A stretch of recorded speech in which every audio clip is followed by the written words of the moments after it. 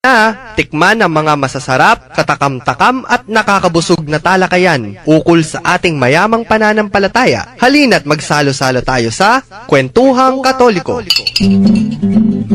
Magandang tanghali po sa ating mga ginigiliw na tagapakinig. Ngayong araw ng Miyerkules, midweek na po, ang bilis ng panahon, no? Ako po si Karen para po dito sa Kwentuhang Katoliko sa 91.9 Bright FM, ang ating Archdiocesan Radio Station. Ito po si Amang Bong muli nagbabalik para sa inyo para makasama sa talakayan natin dito sa Bright Radio. Among. Tayong dalawa lang ngayon. Oo nga. Pero feeling ko kahit tayong dalawa lang, yung mga halakhakan at kwentuhan, At todo saka, pa rin. Sana mas marami yung nag-text dahil sa assignment natin sa kanila. Dalawang bagay po yan. Either mas marami ang magte-text o walang magte-text. Hindi lang kahapon nakakatawa sa parokya. Tinatanong na ako, ano naman pagkakaiba ng talo? Kaya nga pina-assignment para i-research din eh. Tinatanong ako, pati yung best friend ni Among Eugene na si Kuya Jerry, tanong ng tanong sa akin, ano bang pagkasabi ko sa kanya, abay basahin mo, mag-research ka, na meron ka, gusto ko marinig yung makita ko yung text mo sa bukas para makita natin kung talagang nag-aral ka. At Among, Yes, sa ma'am? tingin ko, yung mga sagot niyan talagang well-researched. Kasi Oo. binigay natin the day before eh. At yung ating mga tanong pong yan, para dito sa ating kwentuhan, sino ba si Kristo? Okay. Yan yung mas malaking tanong eh. Sino ba yung ating pinaniniwalaan? Kung tinatawag mong Kristiyano, Katoliko yung sarili mo, ano nga ba yung ating pinaniniwalaan? O saan ba yung iyong pananampalataya? Saan ba ito nag-uugat? Tama po ba, Among? Oo, at totoo po yun. Kasi yun ang talagang pinaka-basic. Sabi nga nila, sa mga pinapasukan natin, at least alam mo kung ano yung kahulugan at ano yung talagang pinasukan mo para mas maintindihan mo siya. Opo. Kasi, di ba, Among, ganito yan eh. Pag ikaw ay may pinaniniwalaan, yung characteristic ng pinaniniwalaan mong yun, may nakukuha ka. Oo, parang it reflects on you. Yes. Di ba? Kaya nga minsan sinasabi natin nakikita ko yung mukha ng Diyos sa aking kapwa. You became Christ Christ, to me. oo. Kasi pinaniniwalaan mo siya. Ay, tama, Among. Naalala ko yan, World Youth Day 1995. Mga panahon natin yan. Hindi, ikaw lang yata. Ako lang yan. Kaya talaga.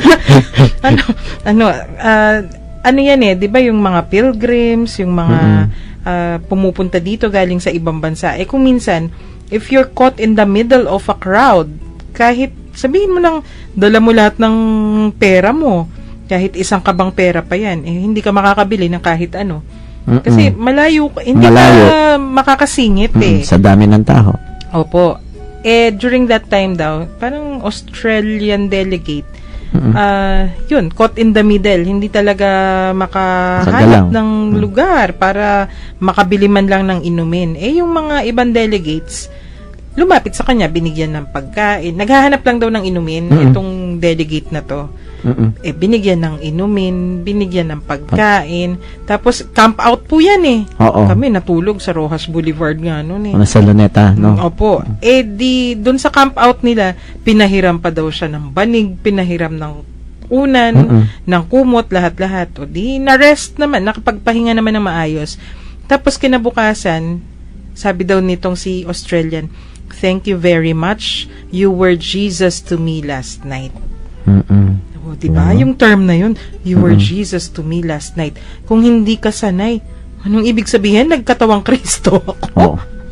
Parang nakikita doon sa ginawa mo. Sabi nga ba, no? It reflects Jesus in what you have done or what kung ginawa mo sa kapwa mo. Oo, ikaw yung... Kahit naman sa ordinaryong karanasan natin, no? Di ba? Kung minsan, natatanda mo yung commercial sa TV na kung saan sa paglaki ko, gagayahin ko yung tatay ko. Ay, opo. Di ba, no? Kaya kung yung tatay mo ay mabait, magiging mabait ka. Kung yung tatay mo ay kaskaserong driver. Yun ang sa commercial. Tapos bigla may sumigaw na bata, tatay mo na aksidente. Yung ba ang gagawahin mo? Siyempre, ang pinagagaya natin, more on kung ano yung tawag nito, magandang magagawa. Opo. Tapos may isa, yung nanay naman niya, tinitingnan niya kung ano yung ginagawa niya, 'di ba? Nasa jeep, tinatapon yung balat ng candy Oo. sa labas ng jeep. Sa bintana. Naku, eh di pag lumaki yung bata, ganun. Yun O naman. actually, ginagawa na ng bata yon. So, kung ikaw ay naniniwala kay Jesus, sino ba si Jesus para sa iyo? Napag-usapan na po kahapon natin initially yung karamihan na mas 700 times na nasabi tungkol kay Jesus yung salitang Lord. Lord. At kung babalikan po natin yung napagkwentuhan natin kahapon, ang Lord kung minsan nagagamit sa ibang paraan. Sabi nga, Drug Lord. Sabi ni Tita Si Shirley, pero kay Jesus, sabi nga nila, when we talk of Jesus as the Lord, is only plainly Lord. Wala na siyang kadugtong. At nakikita naman natin talagang it focuses on Jesus as the Lord. No? Opo. At ang ganda nung kwento nga ni Tita Shirley, 'di ba? Pag sinabi mo kasing Lord, yun yung pinaniniwalaan mo, yun yung iyong pinagtutuunan ng pansin.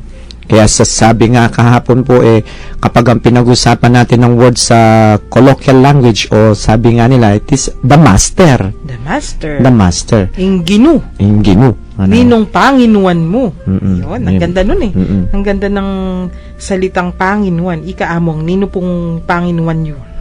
Secret. Siyempre dahil kayo pare na talagang ang buhay mo dapat yung sabi nga ng libro imitation, you imitate Christ. Diba? Diba Thomas A. Kempis yan? Oo, Thomas the imitation of Christ. Because yun ang bukasyon mo At actually, hindi lang po sa amin pare, all of us must imitate Christ. Of course. Lahat naman po tayo, diba? Kaya, tapos yung mga nagsisilbi sa simbahan, di ba, among kailangan malinaw na malinaw, yung Panginuan mo. Inginu. Kristo, Jesus. Haliwayang kasikatan. Siyempre. Haliwayang palakpak. Haliwayamong. Haliwayamong. Diba? May ganun Hindi ba kung minsan yung marinig natin sa ibang tao, sabi nila, gusto kong nagsisimba doon sa paring yon. Gustong gusto ko siya.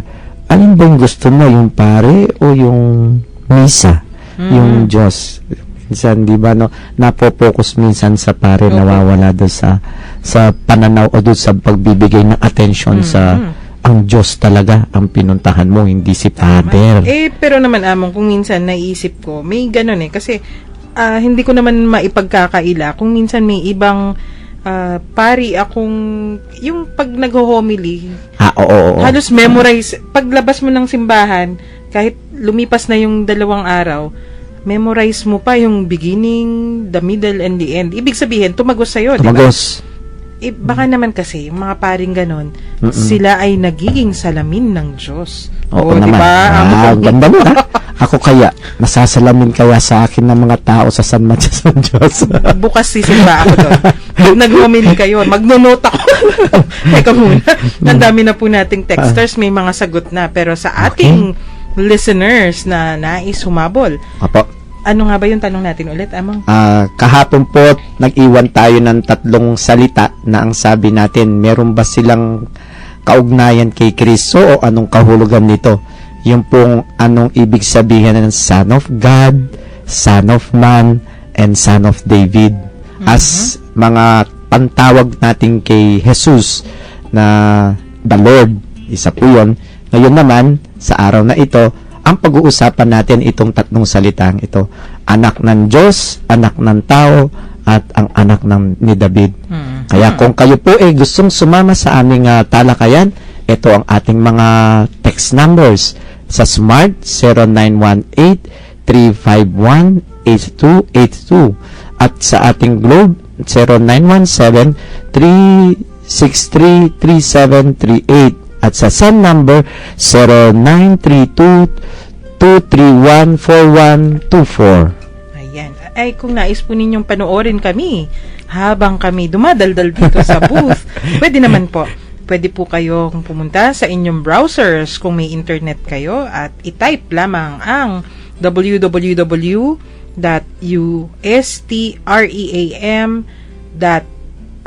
ustream.tv/channel/Bright FM 919. So, ulitin ko lang, www.ustream.tv/channel/Bright FM 919 at i-text lamang pong ngayon ninyo yung inyong mga kasagutan o baka naman may nais silang ikwento, Among. Oo naman, opo.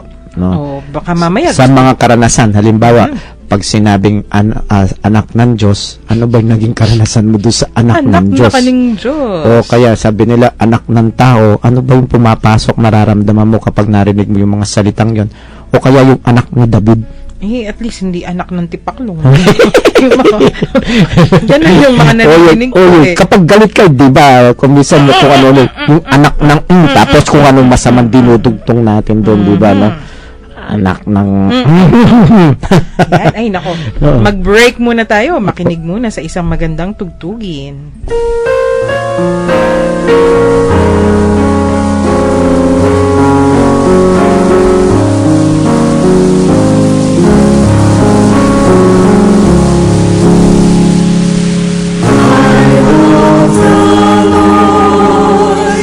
Filled with compassion, He turned to me on the day that I called from the snares of the dark. Oh Lord, save my life, be my strength. Gracious is the Lord and just, our God is mercy. Rest to the weary, return my soul to the Lord our God, who bids tears away. I love the Lord. I love the Lord. He is filled with compassion. He turned to me on the day that I called from the snares of the dark. Oh Lord, save my life, be my strength.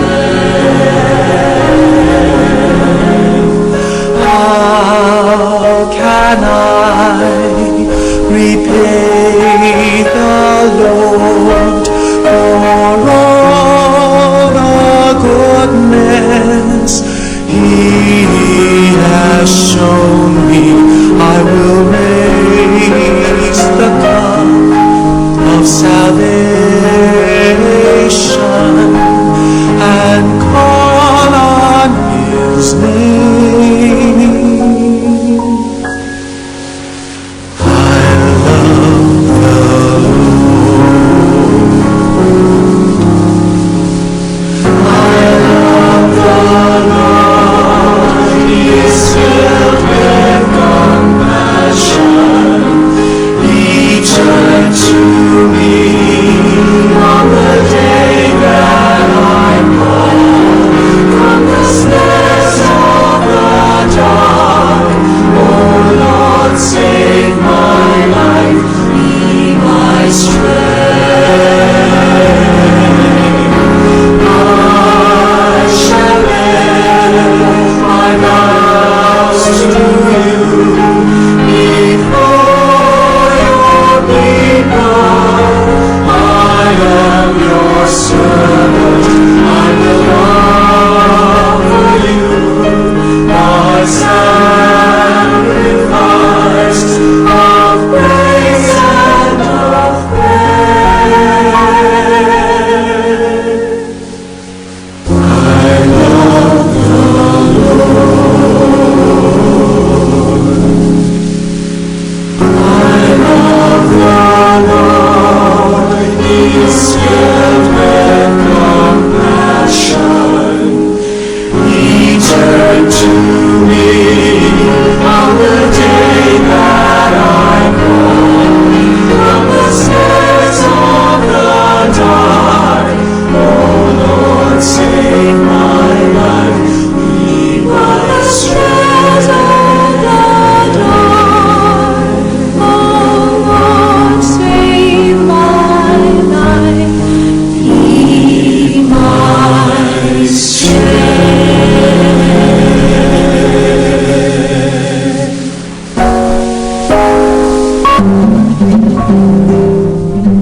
Nagbabalik po ang Kwentuhang Katoliko dito pa rin sa 91.9 Bright FM. Parang balik tanaw sa kahapon. I love the Lord. Oo. At least para pong na-summarize natin, recap na ika nga nila kung ano yung, kung may pinag-usapan tayo kahapon. Parang gano'n yun. I love the Lord. Okay, the Lord. Ngayon naman, the God naman tayo. The God.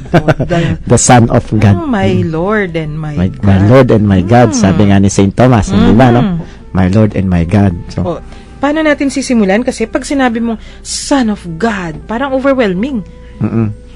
Kung kayo po ay nanood nung moving The Son of God, ang haba nun. Oo nga po, mahaba siya, pero kung makikita nyo, it expresses kung paano natin makikita yung usapan natin ngayon kapag pinag-usapan natin anak ng Diyos. Hindi ba? Sa atin po, pag pinag-usapan yung anak ng Diyos, ang emphasis natin, siyempre, sa pangalang Diyos, dito po yung doktrina natin na Trinitarian God. Ay!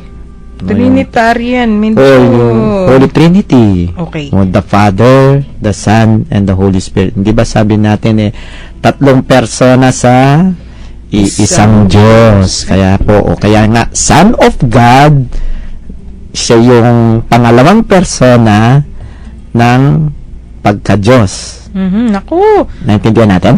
Obvious tayo niyan na field director kayo ng Patikis. Para mas madali po siguro, anak siya ng Diyos dahil siya ang binigay ng Diyos para sa atin. Teka muna, Among. Literal na anak siya ng Diyos. Kasi hindi po yung kinukwento natin kahapon, no? Yung kwento ko, 'di ba? Pag nauna yung bonus mo sa bonus ng ibang departments, ang tawag sa iyo, ikaw lang talaga mo talaga yung anak ng Diyos. 'Yon yung figurative. Figurative po 'yan. Sa literal po, kung talagang titignan natin, it's a father and son relationship. Among, pwede naman sabihin, kayo rin naman ng Diyos, may father and son relationship. Oo nga. Pero ang pagkakaiba po natin to, alam natin directly sa atin, siya ay ang binigay ng Diyos para sa atin. Yung para bang talagang galing siya sa Diyos. Galing sa Diyos. Talagang itinakda. Kasi sino nga po ba yung mga kauna-unahang prophets pa sa Old Testament? Sinabi na nila yan, nag-prophecy na sila na may isang birhen na manganganak. Si Isaiah. Ilan beses niya. Kaya mapapansin po ninyo sa prophet Isaiah sa ating mga simbang gabi, napakasikat niya. Always nasa first reading siya. Kasi more on the pinocus po niyang mabuti is the coming of the Son of God. Yan si Isaiah kapag ibang season, may laging pagal sana katamo Oh, yeah. Pero kay Christmas, before, yung Lent, Among, di ba? Lent. May mga misteryo naman yung sinasabi niya. Ito yon. Ito yung misteryo. Yung mga sinasabi niya na ang isang birhen, manganganak. At sino ba ang magiging anak na ito? Anak ng Diyos. Paano po yun? Paano nagkaroon ng anak ang Diyos? Kung sa atin po, alam natin, asa Katoliko, ang naging nagkatawang tao ang Diyos para sa atin. Kaya yung naging sabi natin, paano nagkaroon ng anak ng Diyos, hindi po siya biological. Huwag nyo ikukumpara na yung nanay at tatay nyo na nagsiping, tapos ikayo ay pinanganak. That is the natural way of being a son to a father. Kasi Among, yung biological, pamamaraan ng tao yun. Pamamaraan ng tao. Yung Diyos, hindi lang tao pala, pati mga lower forms of animals. And yung mundo, yan yung pamamaraan ng mundo, di ba? Pero yung pamamaraan ng Diyos, kaiba. Kaiba. There was no physical contact, wala pong pagsasama, pero may pagbibigay. Okay. Dahil parang ibinigay para sa atin, nagbunga yung pagmamahal ng Diyos sa atin sa pamamagitan po ng pagkakatawan tao ng Diyos na si Jesus. Magandang term dyan, Among, di ba? The Word. The Word. The Word in flesh. Yun po yung sinabi ni St. John. Mhm. And the Word became flesh And the Word became flesh, di ba? and dwelt unto. Oo. Ano? Kung makikita niyo po, ganyan ito na nga karamihan, kaya bakit nagkakaroon ng connections yung tatlo? Sabi nga po kahapon, may ugnayan ba yung Son of God, Son of Man, and Son of David? Ayun. Oo, di ba? Kapag sinabi po ba natin ng Son of God, anak ng Diyos, sabi nga nung isang nagkwento sa akin, Son of Man po, hindi ba? Anak ni Maria. Mhm. Son of David, ano po yun? Sabi niya sa akin. Yun na nagtanong sa akin kahapon. Si Haring David. Oo, si Haring David, ganon, anak, ano. Ano ba, tama ho ba na sabihin natin na Son of God sa Diyos, Son of Mary kay Maria, at si Son of David kay David? Kung ating pong titignan biological o kaya yung ating common na concept po sa pagiging isang anak, sasabihin natin, oo naman, pwede, pero meron po silang mas malalim na pakahulugan para sa atin kapag sinabi mo yung Son of God, Son of Man, Son of David. Ano ba yung tatlong pagkakaiba? Pagkakaiba nitong tatlo, may pagkakaiba ba o iisa lamang sila? Alam po ninyo, kung titignan natin, iisa lang sila. O nga naman. Hindi naman tayo nagkaroon ng sandamukal na Jesus. Oo nga po, isa lang. Jesus. Isa lang. Tsaka, yung pong pagtawag sa kanya ng iba that the Son of Man, Son of God, and Son of David, may ugnayan ito lahat sa pagkatao at sa pagka-Diyos ni Jesus. Hindi po sila hiwa-hiwalay na konsepto o mga pantawag lamang na parang ibang kuminsan kayo, sabi nga kahapon nung napagkwentuhan natin yung salitang Lord, di ba? May mga barkada ka na ito yung tawag sa iyo, yung mga klase mo na ito ang tawag sa iyo, parents mo na itong tawag sa iyo, pero kung pagsusumahin mo lahat yung iba't ibang tawag nila sa iyo, iisa lang. Opo. Ikaw din yun. Opo. Na iba lang dahil barkada mo ito, marahil ang barkada mo ito, tawag niya sa iyo, topak. O, di ba? Tawag ng mga kapatid mo sa iyo, tol. Tawag ng nanay mo sa iyo, baby, o ganon. Darling. Pag pinagkasama-sama mo yun, kahit na paano ka nila tinawag, ikaw pa rin yun. Opo. O para hubang ganon. So, kung titingnan po natin sa isa-isahin natin ito, bakit pa siya natawag Son of God, Son of Man, and Son of David? Ayun. Kasi nga, Among, ang daming, yung sa history niya, di ba? Si Mang Amando may text, pero mamaya akong babasahin kasi mukhang summary yun ng episode na. Tinapos na nila. Opo, galing. Mga gumawa ng assignment. May yung isa mga din nag-research. Opo, talaga naman, pag si Among Bong yung nagbibigay ng yung mga nag-aaral. assignment Siguro nananakot tong paring to sa parokya niya. Hindi naman. Ito, from 9586, yung anak ng Diyos, Juan 1 verse 1, ing amano mikatawan niyang tao, at ing amano iba't yaking Diyos, at ing amano yaing Diyos. Kapud mo amano no nemegi yang tao para makisawot yake katamo uli ning lugod na ning pa el divino verbo. See? Diba? Galing. Nag-aral niya. Pinag-aralan niya. Maraming po salamat sa inyong text kung sino man yun. Yun po yung talagang basis natin is the Gospel of St. John when we talk about Son of God. Yun. Hindi rin po natin maihiwalay kapag pinag-usapan natin yung Son of God. Kadugtong po yung Son of Man. Son of Man. Ayan. Son of Man, Among, anak ng tao. Anak ng tao. Kasi po do sa mismong Gospel of St. John, sinabi niya, and the Word became flesh. Nagkatawang tao. Ang Diyos na nagkatawang tao. Kaya ang iba sinasabi nila, kapag pinag-uusapan daw ang Son of Man, ang pinag-uusapan is Mary dahil galing siya kay Mary. Truly po yun, totoo po yun, dahil ang emphasis natin when we talk of Jesus as the Son of Man, siya po ay tunay na tao. Pero Among, di ba yung mas malaking explanation doon pag sinabi mong Son of Man, anak ng sangkatauhan. Hindi ng isang tao lang. Hindi lang ng isang tao. Para ho bang ang Diyos na nagkatawang tao na isinilang ni Maria, na siya ay para sa tao. Opo. Parang ganon siya. Kasi, kunwari, ako, ay nakikinig nanay ko ngayon. Anak ako ni Catalina. Pero Oo. hindi pwedeng sabihin, anak ako ng sangkatauhan. Mm-mm. Kasi yun, Diyos yun. Diyos lang po yun. Sa Diyos natin ina-associate yun. Opo.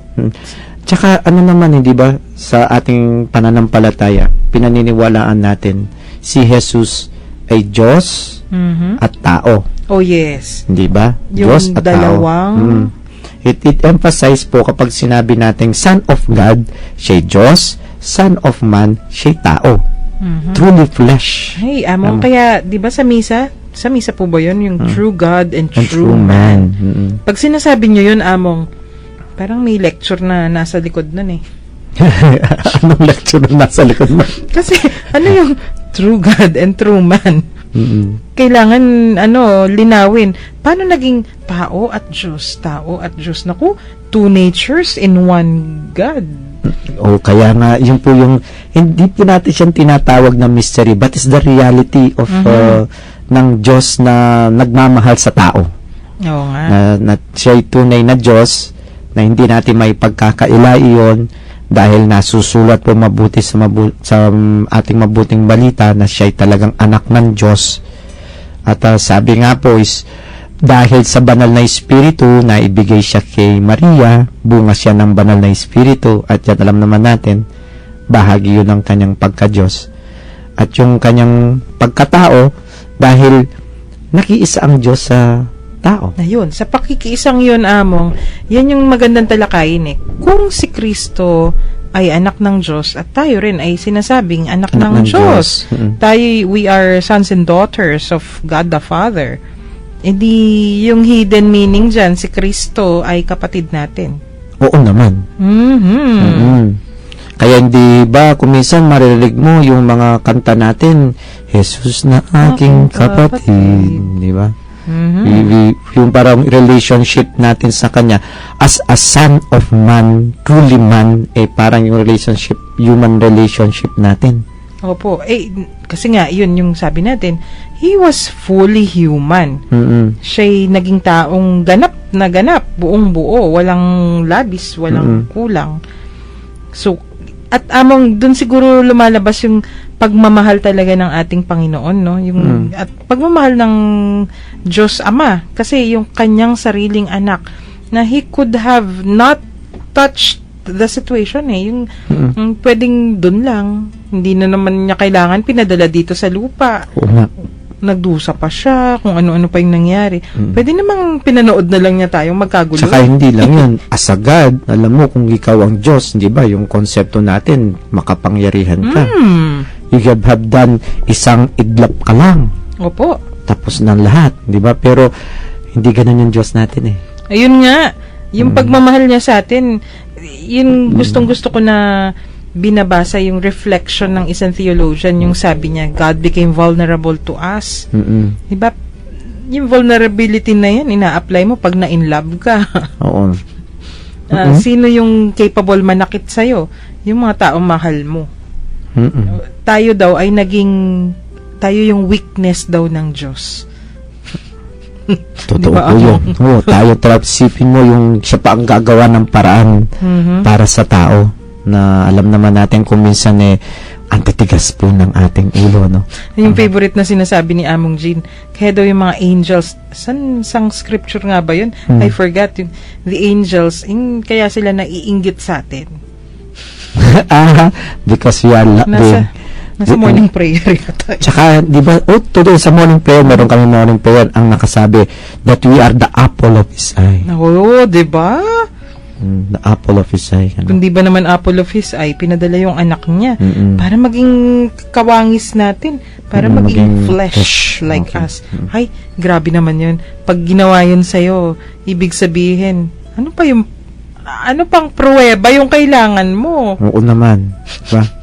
Tsaka hindi lang po yun, parang mas tumitindi yung pagpapahalaga mo sa Diyos dahil alam mo sa sarili mo, ganun kanya kahalaga, ganun kanya kaimportante, ganun niya binibigay sa iyo yung parang tignan siguro natin yung kanyang pagmamahal. Sabi nga the Son of Man is a perfect para sa atin. Opo. At yun na mismo, Among, di ba? Kung ikaw daw ay Kristiyano, if you are a Christian. To be a Christian means to believe that Jesus Christ is the Son of God. O, yun yung una. Kung ikaw ay Kristiyano, pinaniniwalaan mong si Hesus Kristo ay tunay na anak ng Diyos na naging tao. So, isa yun. Kay John yata yun. At sa kanya, and through the Holy Spirit, our baptism, the Father adopts us as His sons and daughters. So, yung Diyos na yun, hindi na malayo. Kumbaga, kasi may ganun paniniwala po, di ba? Lalo na yung mga agnostics. I am here, God is there. Oo, no? Pero pag dahil kay Kristo at dahil sa baptism natin sa Holy Spirit, tayo ay tunay na anak na rin ng Diyos. Parang may naalala ko isang obispo, minsan nag-homily siya. Ang sharing niya is about the God in us. Sabi niya, he was, parang nag-comment siya sa isa sa mga kantang, commercial naman kasi na kanta, Opo. na ang title is From a Distance. Yun. Naku. Parang favorite. sinasabi ng kanta kasi, from the distance, God is watching us. Yes. Sabi nung bispo, hindi siya from a distance, is among us. Ayun. Is living with us. Sabi niya, hindi na lang ka namang tumitingala sa langit at sabi mo, nandyan ang Diyos. Sabi niya, tignan mo si Karen, yan ang Diyos din yan.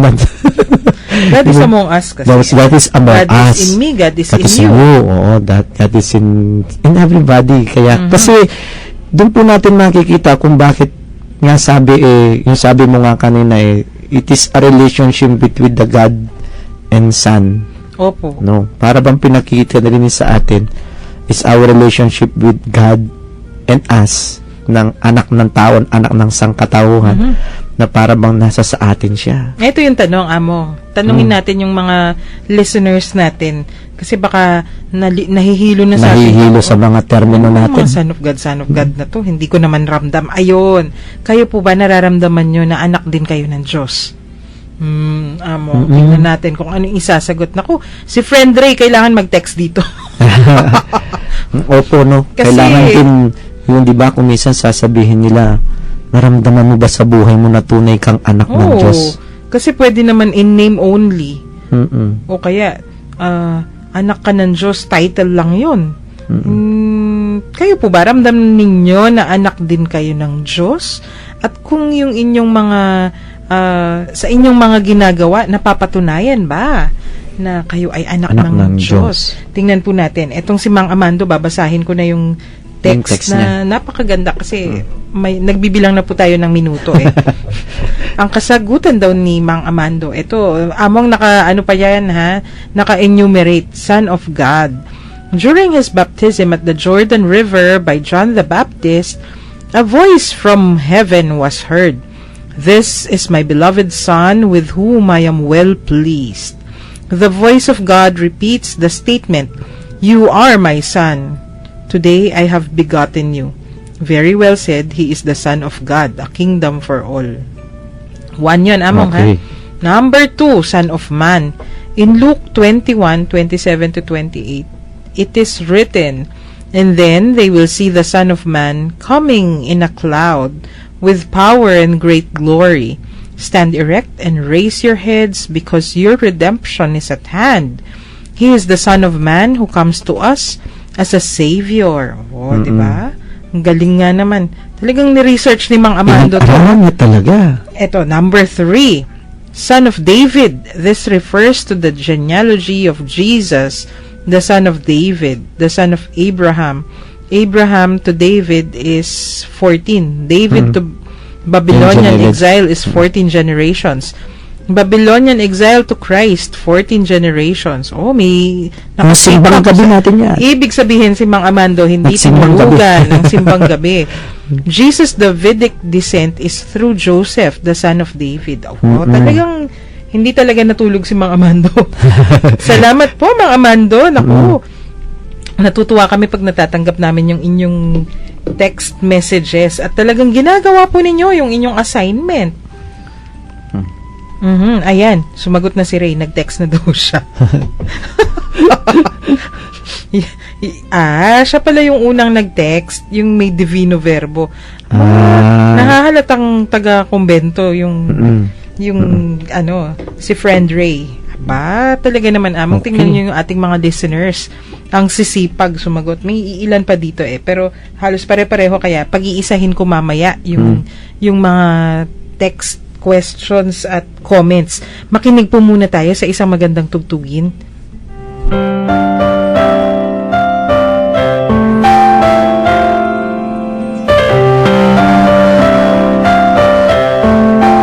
Sikat ng umaga, buhos ng ulan, simoy ng dapit hapon,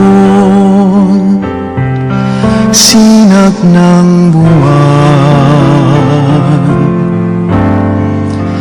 batis na malinaw, dagat na bughaw, kayo ng Panginoon kong Jesus ng aking buhay, saan man ako gumaling, ika'y naroon, tumalikod man sa'yo.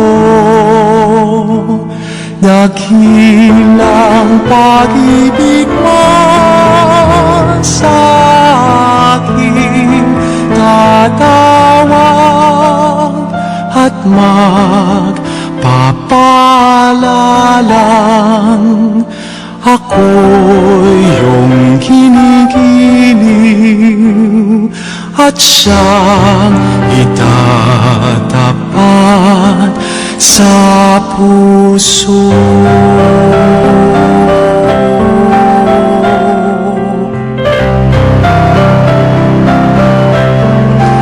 Tinig ng kaibigan, wayahin ng ina, pangarap ng ulila, bisig ng dukha, ilaw ng may takot, inhawa ng aba, gayon ang Panginoon kong Jesus ng aking buhay, saan man ako gumaling, ika'y naroon, tumalikod man sa'yo. Dakilang pag-ibig mo sa akin, tatawag at magpapalalang, ako'y iyong ginigiling at siyang itatapat sa puso. Saan man ako gumaling, ika'y naroon, tumalikod man sa'yo.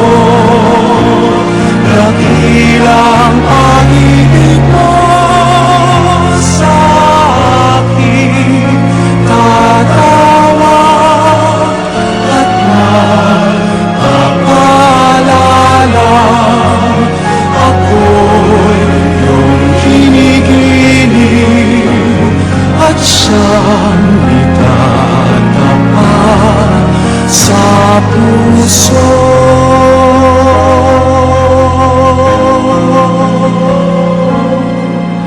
At siyang itatapat sa puso.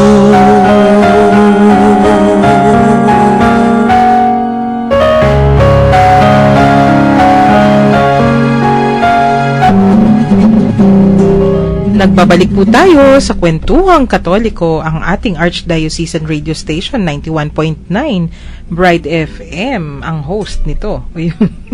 Siyempre, among kailangan i-promote. Oo nga naman. Tsaka kailangan para po malaman natin lahat na tayo ay meron ng radio station. Yes. Bahagi po ng media apostolate ng Archdiocese. Yes, Sabi nga nila kung merong Amano, merong Bright Radio. Amano po yung saan nyo nakikita at naririnig Sa sila TV. Father Deo sa O, TV. dito rin. Binobroadcast din natin. Binobroadcast din po natin ito Sunday dito. mornings at 6 to 7. Tapos may replay ng 6 to 7 din. ng- In the evening. Pagkatapos nun, yung pasakali, mas gospel, tsaka yung kung ano yung celebration for the day, pero may kanta. Yung Jescom naman yung sponsors natin doon. Okay. Oh, Okay. Ang dami natin pinatalastas. Napag-usapan na po natin yung Son of God, Son of Man, na hindi sila nagkakahiwalay dahil Opo. pinatutunayan ng dalawa na yung pagka-Diyos at pagka-anak ng tao ni Jesus.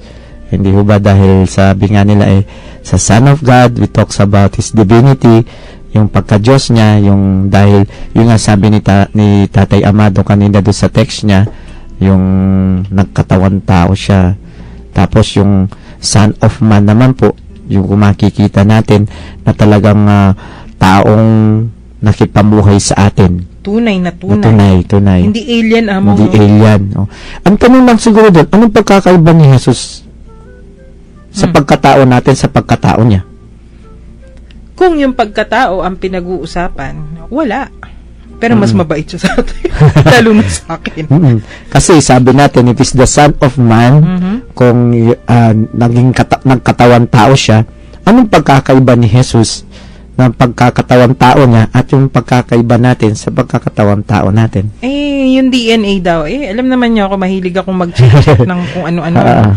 DNA, baka yung DNA, kaya lang yung problema ngayon, hindi mo naman ma-check yung DNA ni Kristo kasi He was resurrected and nag-ascend into heaven, di ba? Yung sumalangit ang kanyang buong katawan.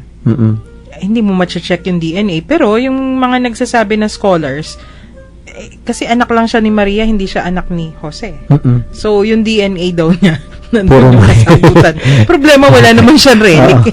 Siguro po kung pag-uusapan natin ay essential, yun ang karamihan na hahanapin natin na sagot. No? Ano bang pagkakaiba niya sa atin na sa pagkatao natin na sa pagkatao ni Jesus, na kung tatawagin natin sa Diyos anak at tayo ay mga anak din ng Diyos. Ako po sa tingin ko, sabi nga nila hindi siya nabahiran ng kasalanan. Di ba? Of course. Sabi nga sa atin nung prayer ng misa natin na prefasyo, sabi sa atin alang bakas kasalanan, kawangis ning kasalanan na ning kikatang pangatao. Parang naman. Kasi nga naman, yung, kumbaga yung pinanggaling, o yung sisidlan niya. Oo. Nung nuka rin niya may lulan, Oo. si Jane Pamuni nga pong ginuwe. Iyan ang topic nyo nung isa sa mga ano natin ng December when it comes to Immaculate Conception, na isang linggo nyo atang pinag-usapan. Of course, kasi Oo. hindi madaling explain. Oo. Nung pilulanan na, si Jame Pamong Masalese, yung mga nagluluto sa bahay, alam mo na to, is tong very special Kaya pag masira, luluto mo, ing pilula na napakasadya sa Jame pa mo detang porselanang mululuwal karin mo pa mo ilulan pakalinis-linis me kaskasanan me pa mong nung nung larulatik bang kanita masira o yung bayang masira o pakapanang nang me pa mo kesyo pating pipaglutuan namong sa sadya pa mo yan nung kaway yung kawa pakaisis me pa mo okay, but you season it first pa mo magluto bang kanita yung mga lawang ito kaskasanan may pamularo-latik tamban may bagya kaya ba't po tang mapalin kuskusan mo na naman etc. balo mong specialing luluto mo bangay mangnas bayang manuling bayang kesyo makanyan nung impilulan na napamo si Jameng Masalese burina sabihan ng ilulan extra special tinod ka rin. At may ating ko naman palang dito kabalo. Para akong ginuto sa pinagkukwento ng kawa-kawa tsaka tamong linutuking kawa. Opo, totoo po yun. Kaya sabi nga, yun ang pagkakaiba niya sa pareho tayo, biologically siguro, may katawan, may laman, may buto, nasaktan Naman. siya, nagdugo, Nasugatan siya dinugo rin siya. Pero kung yung pong kaibuturan pa yun, tama Opo, ba? Sa yung kaloob-looban ng kanyang kaloob-looban. pagkatao, makikita natin siya, puro kabutihan, walang bahid ng kasalanan. Kaya nga, sabi ko, mas mabait siya sa akin. Oo. Sigurado ako doon. Kaya nga sabi na talagang sa perfect man. Perfect. Ang Yes. tindi na, no? The height of perfection. Oo. Kaya nga, hindi ba lagi naman natin sinasabi, gusto mong gayahin at gusto mong makita yung ang Diyos sa sarili mo kasi yung gusto mong makuha the perfection of Jesus. Na kahit nasabihin natin, ako lagi ko sinasabi sa mga tao, huwag niyo pong idadahilan na tayo ay tao lamang. Ay, ayoko yung kantang, hindi pala kanta. Pag Yung may salita, sumasagot, tamang, di ba, yung nagkamali Nagkamaltaw mo po, mapapalpak. Hindi rin po kasi our humanity was so beautiful dahil nakiisa ang Diyos. Parang dinidebase, Oo, parang binababa mo yung pagkatao. Ang pagkakamali mo, hindi bunga ng iyong pagkatao lang. Dahil bunga yun ng iyong ugali Diba, bunga na yun. Or, honest mistake. Kung minsan, Oo, diba, yung tanggapin mo. Nagkamali ako. limitasyon yun. Limitasyon natin. Lahat ng tao may limitasyon. Kaya naman, Among, yung ating texters, yung susunod na nag-text, 3 actually, yung mga tanong nila, kung si Jesus daw ay Son of God at Son of Man, ibig bang sabihin, yun nga yung tanong ko kanina, parang alien. Hindi, Ay, diba? hindi ba? Hindi po. Kung narinig po niya yung nag-text sa atin kanina, binalikan niya yung December 17 natin na gospel na natatandaan niyo po yung kahaba-haba, hindi naman natin alam si Esrom, si Namen, kung di ba kadami-dami ng mga Haba, tawon, tapos 14 generations time is 3. Kung 3 generation po sila natin po 14 na ang dami po nun, Teka, di ba? Among, nagmamath na tayo Oo nga yung po. mathematics na yan Kung titignan po natin, yung mismo, parang sinasabi sa atin, meron siyang pinanggalingan. Opo. May pinanggagalingan talaga siya. Yun nga, totoong tao kasi may ninuno. Yun naman yung punto, di ba, Among? Oo. Ini-establish lang. Hindi siya, hoy, hindi siya singaw. Oo, Hindi meron siyang lahi. Hindi kabuti, Among. Hindi siya kabuti. Spores yung kabuti. Hindi siya, basta na lang lumabas. Oo. Na para hubang, yun po yung galing ng pananampalataya natin. Yung binigyan ng basis yung kanyang pagka-Diyos at pagkatao. Pinakitan talagang bahagi siya ng atin. Hindi siya para lang inihagis at parang ganun. At Kaya nga ang tawag natin is the son of David. Dahil alam naman natin, son of David means hinihintay nila yung pagdating ng Mesiya, Manunubos. galing sa lahi ni David. At yan, Among, nasa prophets, di ba? Oo. Si sikat na Isaiah, yan yung laging sinasabi nun. Hindi yun lang mismong gospel natin ng linggo, di ba? Yung the Epiphany, yung pinatutunayan talaga na siya yung they were following the star. Opo. As sinasabi, it's long been waiting for that star to come.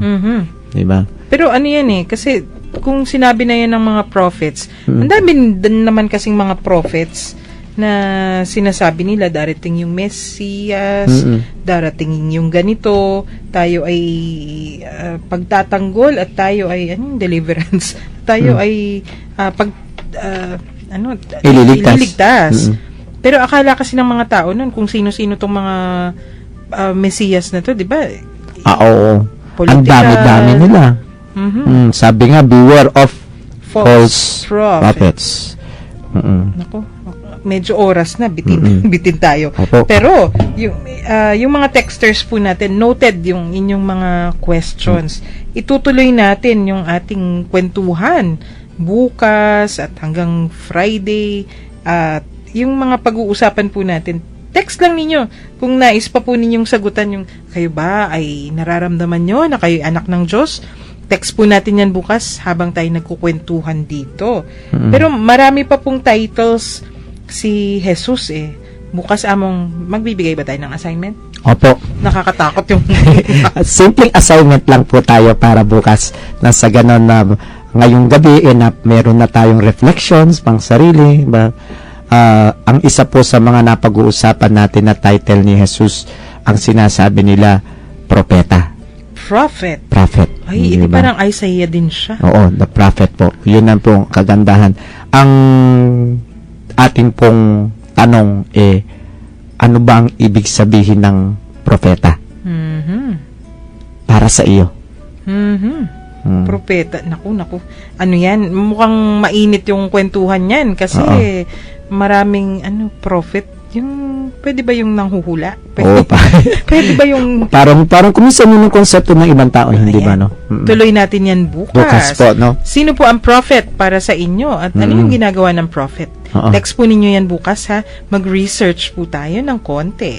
Mm-mm. Ayan. Pero kailangan muna nating tuldukan yung kadaldalan natin. Ay, nako, Among. Ang bilis po ng oras. Ang bilis ng oras. Mag-alay po muna tayo ng isang dasal sa ating Panginoon. Sa ngalan ng Ama, ng Anak, at ng Banal na Espiritu. Amen. Amen. Panginoon namin, dumating na naman po ang oras ng aming pamamaalam sa isa't isa. Ganun pa man, kami po ay nagagalak dahil sa pinagkaloob mong pagkakataong magtalakayan, magkwentuhan at matuto sa isa't isa hinggil sa aming pananampalatayang Katoliko. Basbasan mo po kaming lahat, lalong-lalo na ang aming mga naging kakwentuhan na nasa kani-kanilang mga tahanan, pinagtatrabahuhan o kung saan man sila ngayon naroroon. Maging masaya po sana silang lagi dahil na rin sa iyong pananatili sa kanilang mga puso. Gawaran mo po sila ng kalusugan ng pangangatawan at kaluluwa at ilayo mo po sila sa lahat ng kapahamakan. Kung sila man po ay may karamdaman ngayon o may dinaraanan silang paghihirap o suliranin, pagaanin mo po ang kanilang mga damdamin at ipadama ninyo sa kanila ang inyong pagmamahal at awa. Iniluluhog po namin ito sa ngalan ng aming Panginoong Hesukristo, naghahari kasama mo at ng banal na Espiritu, ngayon at magpasawalang hanggan. Amen. Virgen de los Remedios, Ipanalangin mo kami. Santo Cristo del Perdon, Kawaan mo kami. Sumainyo ang Panginoon Suma sa inyo rin. at pagpalain kayo ng makapangyarihan Diyos sa ngalan ng Ama, ng Anak, at ng Banal na Espiritu. Amen. Ito po si Amang Bong. Muli po bukas, tituloy tayo magkitaki at magkaramigan sa Bright Radio sa ating Kwentuhan Katoliko. Ayan. At ako po si Karen, sa ngalan ng Komisyon ng Katekisis ng Archdiocese of San Fernando. Ito po ang Kwentuhang Katoliko. Ako po'y nagpapasalamat at nagpapaalam sa araw na ito. Pagliligtas ng Diyos nasa krus ni Jesus, ang siyang sa mundo'y tumubos. Langit at lupa siya'y napurihan, araw at kalan siya'y marangalan. Ating pagdiwang pag-ibig ng